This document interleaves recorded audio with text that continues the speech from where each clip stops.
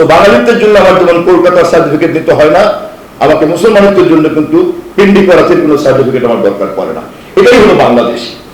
আমাকে এমন একটা নীতি বের করতে হবে এই সমস্ত কম্পোনেন্টকে আমি যাতে অ্যাসেম্বল করতে পারি।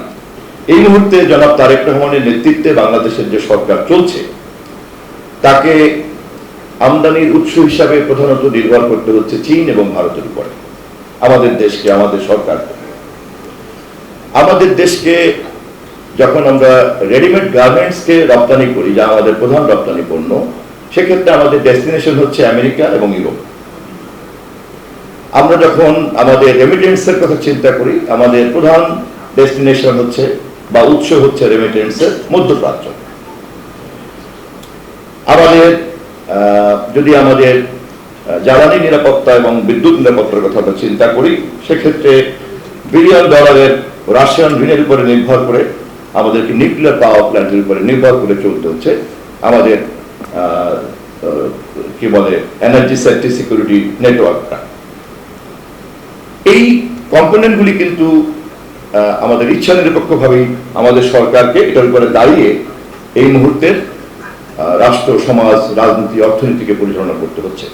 এছাড়া ধরেন ডোনারদের মধ্যে ওয়ার্ল্ড ব্যাংক, IMF, জাইকা, তারা আমাদেরকে টাকা পয়সা, ঋণ দেয়, অনুদান দেয়।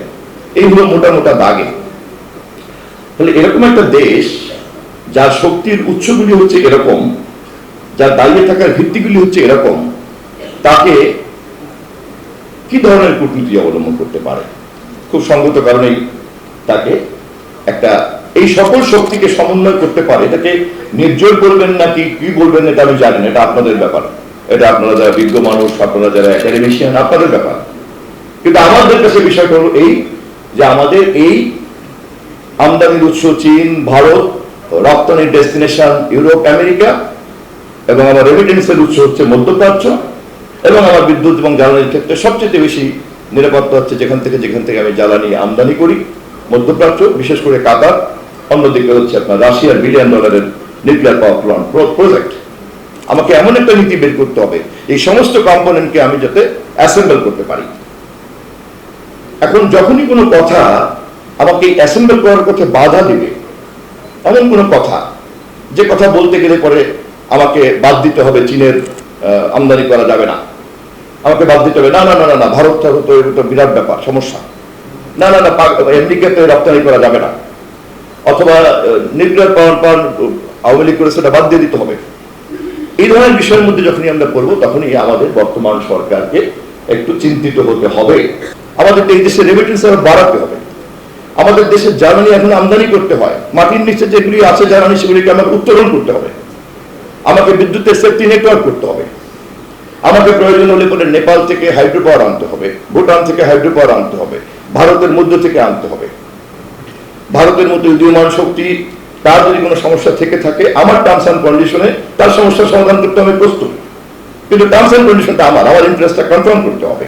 একটা নির্জোট এবং সকলকে নিয়ে এবং বহু বিপরীতমুখী শক্তিকে যদি আমি একসঙ্গে ধরে রাখতে চাই, তাহলে আমার যে একটা শক্তিশালী মঞ্চ তৈরি করার ক্ষমতা লাগবে, সেই ক্ষমতার জন্য তো আমার একটা স্বাধীন সক্রিয়তা লাগবে। সো বাঙালিত্বের জন্য আমার যেমন কলকাতার সার্টিফিকেট দিতে হয় না, আমাকে মুসলমানিত্বের জন্য কিন্তু পিন্ডি করাচির কোনো সার্টিফিকেট আমার দরকার পড়ে না। এটাই হলো বাংলাদেশ।